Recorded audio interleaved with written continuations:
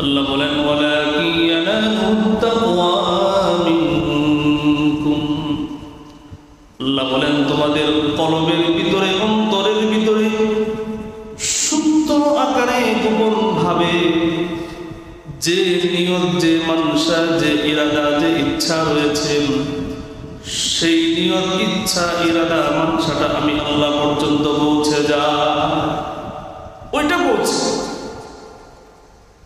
নিয়ত পৌঁছে, ইরাদা পৌঁছে, আমার কলবের মানসা কি, অবস্থান কি, তাকাদা কি, চাহিদা কি, এটা আল্লাহ পর্যন্ত পৌঁছে।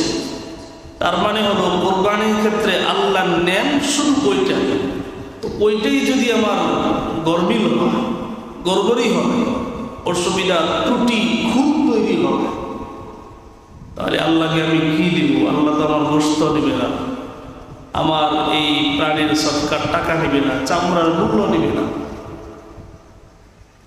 কোনো কিছুই তো দিবেন শুধু আমার দিলের অবস্থান। সেই অবস্থানে যদি নষ্ট হয়ে যায় তাহলে তো সবই শেষ। এই জন্য আল্লাহ বলেন ওয়ালাকিন ইয়ানালুত তাকওয়া মিনকুম, তোমাদের কলবের বিশেষ অবস্থা, তোমাদের কলবের নিয়ত এবং ইরাদা আমি আল্লাহ পর্যন্ত পৌঁছে। সুতরাং এটাকে ঠিক করতে হবে। তো যেহেতু আমাদের আগামীকালকে একটি বড় একটি ধর্মীয় উৎসব উদযাপিত হবে, অনুষ্ঠিত হবে, সেই উৎসবের প্রধান কেন্দ্রবিন্দু হচ্ছে কোরবানি, এবং সেই কোরবানি নিরেট, খালেস, একমাত্র আল্লাহর জন্যই হতে হবে। এই বিষয়টাকে সামনে রেখে আমি আপনাদের সামনে আজকে যে টপিকে কথা বলবো সেটি হলো যে কোরবানি তো আছে, অন্যান্য নেকামত আছে, বিশেষভাবে কোরবানি। এটাকে বোঝানোর জন্য আমাদের আজকের আলোচ্য বিষয় হলো যে কোনো নেক আমল আল্লাহর দরবারে কবুল হওয়ার জন্য কি কি শর্ত, কি কি শর্ত বা কোয়ালিটি, কন্ডিশন পাওয়া গেলে পরে নেক আমলটি, আমার কৃত ভালো কাজটি আল্লাহর দরবার পর্যন্ত পৌঁছে যাবে, আল্লাহ পাক সেটাকে কবুল করবেন, সেই আমলকে দেখে সন্তুষ্ট হবেন। এর জন্য কি কি শর্ত, এই বিষয়ে ইনশাল্লাহ আজকে সংক্ষিপ্ত সময় কথা হবে। এই ব্যাপারে যদি আলোচনা করতে যাই তাহলে মোটা দাগে একটি কথা বলতে হবে, সেটি হলো যে বান্দার করা কোনো নেক আমল আল্লাহর দরবারে কবুল হওয়ার জন্য মৌলিকভাবে তিনটি বিষয় অপরিহার্য বা জরুরি। আল্লাহর দরবারে কোনো নেক আমল কবুল হওয়ার জন্য মৌলিকভাবে তিনটি শর্ত অপরিহার্য বা তিনটি বিষয় জরুরি। কয়টি? তিনটি। মনে রাখবেন খুব ভালো করে। এক নম্বর, বান্দা যে আমল করবে সেই আমলের ব্যাপারে, সেই আমলের সাথে তার যে নিয়ত, সেই নিয়তটা বিশুদ্ধ হতে হবে, পিওর হতে হবে, খালেস হতে হবে, একমাত্র আল্লাহর জন্যই হতে হবে। এক নম্বর শর্ত। দুই নম্বর শর্ত, বান্দা যে কাজ করবে সেই কাজটিও বিশুদ্ধ হতে হবে। যে কর্মটি বান্দা সম্পাদন করবে সেই কর্মটিও বিশুদ্ধ হতে হবে, সুন্দর হতে হবে, নেকের হতে হবে।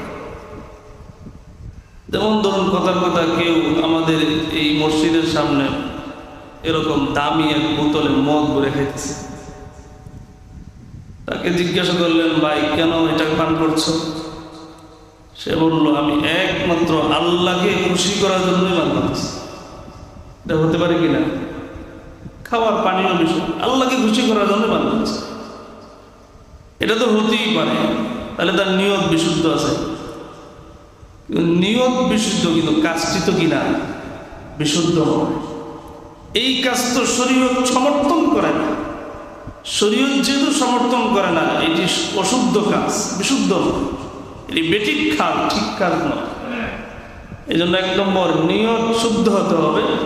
দুই নম্বর, বান্দা যে কাজ বা যে কর্ম, যে পদক্ষেপ নিবে সেই কাজ, কর্ম, আমল, পদক্ষেপটাও বিশুদ্ধ হতে হবে।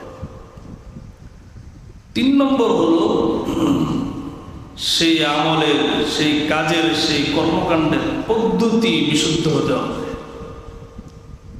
এটা হচ্ছে সবচেয়ে মোস্ট ইম্পর্টেন্ট কথা।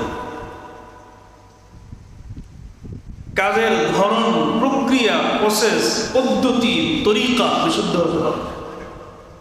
সহজ ভাষায় বললে ওই কাজ শরীয়ত সমর্থিত পন্থায় তথা মুহাম্মদ আরবী সাল্লাল্লাহু আলাইহি ওয়াসাল্লামের সুন্নাহ অনুযায়ী, তরিকা অনুযায়ী হতে হবে।